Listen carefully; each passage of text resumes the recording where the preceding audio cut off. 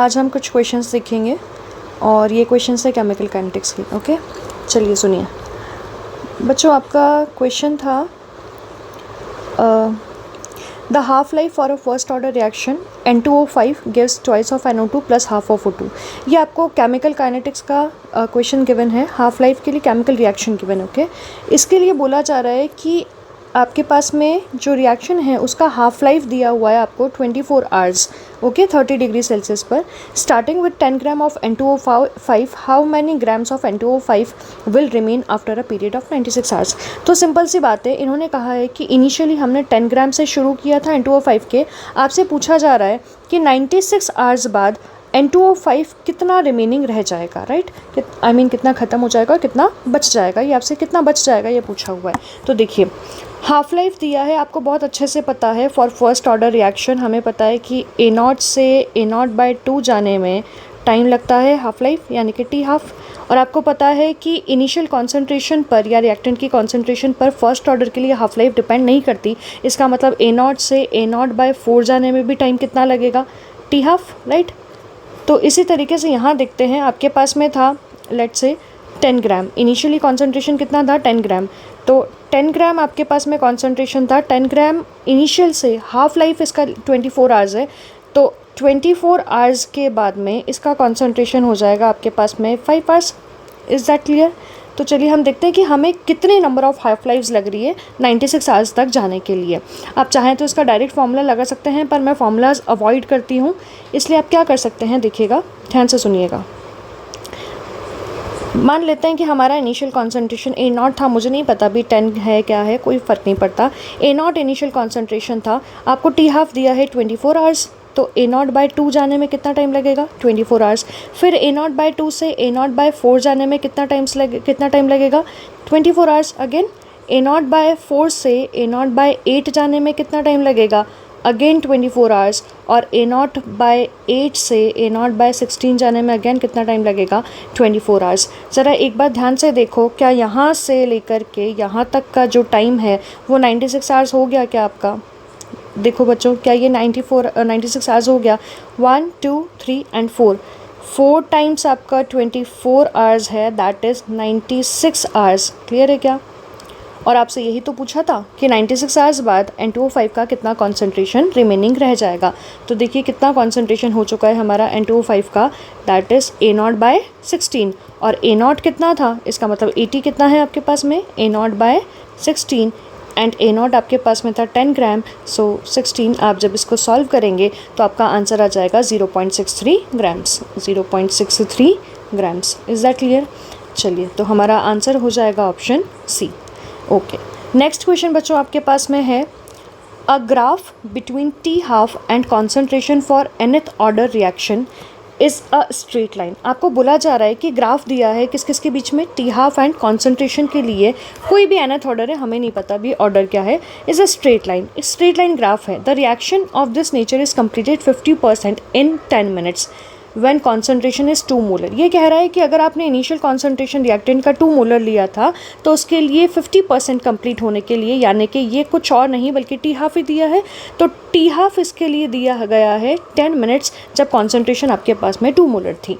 और ये कह रहा है कि ये 50% कंप्लीट होती है, 50% T टाइम में कंप्लीट होती है अगर कॉन्सेंट्रेशन 4 मोल लेते हैं। तो मतलब पूछा जा रहा है, अगर कॉन्सेंट्रेशन को आपने 2 से 4 कर दिया तो हाफ लाइफ कितना चेंज हो जाएगा। Is that clear? और साथ में पूछा है N यानी कि ऑर्डर कौन सा है। तो देखिए, आपको ग्राफ इस तरीके का गिवन है, आपको ये इस तरीके का कोई ग्राफ गिवन है, आपको ये ग्राफ गिवन है। और ये ग्राफ जो गिवन है बच्चों, इसमें देखो T हाफ कॉन्स्टेंट है, कॉन्सेंट्रेशन के साथ चेंज नहीं हो रहा। और हम बहुत अच्छे से जानते हैं T हाफ फर्स्ट ऑर्डर के लिए कॉन्सेंट्रेशन पर डिपेंड नहीं करता। T हाफ कॉन्सेंट्रेशन पर डिपेंड नहीं करता। कौन से ऑर्डर ऑफ रिएक्शन के लिए, दैट इज़ फर्स्ट ऑर्डर। किसके लिए डिपेंड नहीं करता बेटा, फर्स्ट ऑर्डर। तो यहाँ से हमें ये तो पता चल गया कि हमारा जो ऑर्डर है यानी कि N का वैल्यू है वो तो हो जाएगा 1। और आपको ये भी बहुत अच्छे से पता है कि कॉन्सेंट्रेशन पर डिपेंड नहीं करता। इसका मतलब आप कॉन्सेंट्रेशन 2 लीजिए या फिर 4 लीजिए, कोई फ़र्क नहीं पड़ता, T हाफ अभी भी हमारा वही रहेगा, कितना, 10 मिनट्स। बोलिए क्लियर है क्या? तो इसका आंसर आपके पास में हो जाएगा 1 and 10, that is option D. Okay, चलिए नेक्स्ट क्वेश्चन बच्चों आपके पास में आता है, in the presence of an acid the initial concentration of cane sugar was reduced from 0.20 to 0.10 molar in 5 hours and from 0.20 to 0.05 in 10 hours. The reaction is of. आपसे order पूछा है, चलिए इसको एक बार हिट एंड ट्रायल मेथड से करते हैं। वैसे तो आपको देख के ही आएगा, समझ में आ गया होगा, चलिए फिर भी देखते हैं। हुआ क्या है, आपसे बोला जा रहा है कि इनिशियली जब ये 0.20 मोलर थी तो 0.20 मोलर से कन्वर्ट हुआ है 0.10 मोलर में, और इसको इतना जाने में टाइम लगा है 5 आवर्स। कितना टाइम लगा है बच्चों? 5 आवर्स। 5 आवर्स लगा है, इसका मतलब क्या हो रहा है? देखो ये कंसनट्रेशन 0.20 से 0.10, मतलब ये हाफ़ हो गई क्या? अरे हाफ़ हो गई। इसका मतलब क्या हो गया? इसका मतलब क्या हो गया कि आपके लिए इनिशियली टी हाफ़ कितना दिया है? 5 आवर्स। 5 आवर्स और कुछ नहीं है बल्कि हमारा क्या है? टी हाफ़ इस रिएक्शन के लिए। बोलिए क्लियर है? अगर हमें टी हाफ़ पता चल गया है तो अभी देख लेते हैं 0.20 से 0.05 जाना है। तो देखो, अगर मैं इसको हिट एंड ट्रायल मेथड से सॉल्व करती हूँ तो मैं 2 कंडीशन लेती हूँ। ये पहले लेट्स सपोज़ कि ये 0 ऑर्डर की रिएक्शन हो सकती है, हो सकता है 0 ऑर्डर की रिएक्शन हो, तो कैसे करेंगे? 0.20 से 0.10 जाने में आपको इसके लिए टाइम लग रहा है 5 hours. Is that clear? 5 hours लग रहा है। 0.10 से 0.05 ये भी तो हाफ लाइफ है, अनदर हाफ लाइफ। इतना जाने में 0 ऑर्डर अगर होता तो आपको पता है 0 ऑर्डर के लिए टी हाफ जो होता है वो डायरेक्टली प्रोपोर्शनल होता है ए नॉट के। मतलब अगर आपने कॉन्सेंट्रेशन हाफ कर दिए तो टाइम भी हाफ हो जाएगा। मतलब यहाँ पर आपके पास में टाइम लगेगा 2.5 आवर्स। कितना लगेगा बच्चों? 2.5 आवर्स। इसका मतलब 0.20 से 0.05 जाने में इसको जो टोटल टाइम लग रहा है वो कितना हो जाएगा आपके पास में? वो बच्चों आपके पास में हो जाएगा 5 + 2.5 आवर्स, दैट इज़ 7.5 आवर्स। लेकिन हमारे क्वेश्चन में तो दिया है कि इसको टाइम जो लग रहा है वो लग रहा है 10 आवर्स। Is that clear? वो कितना लग रहा है? 10 आवर्स। तो 10 आवर्स लग रहा है, तो चलिए आगे देख लेते हैं। फर्स्ट ऑर्डर रिएक्शन, अगर हम मानते हैं कि ये फर्स्ट ऑर्डर रिएक्शन है, अगर फर्स्ट ऑर्डर रिएक्शन है तो चलिए देखते हैं क्या होगा। 0.20 से 0.10 जाने में इसको टाइम लग रहा है क्वेश्चन के हिसाब से 5 आवर्स। और अगर ये फर्स्ट ऑर्डर रिएक्शन है तो आपको बहुत अच्छे से पता है 0.10 से अगेन नेक्स्ट हाफ लाइफ भी इसको कितनी लगेगी? 5 आवर्स।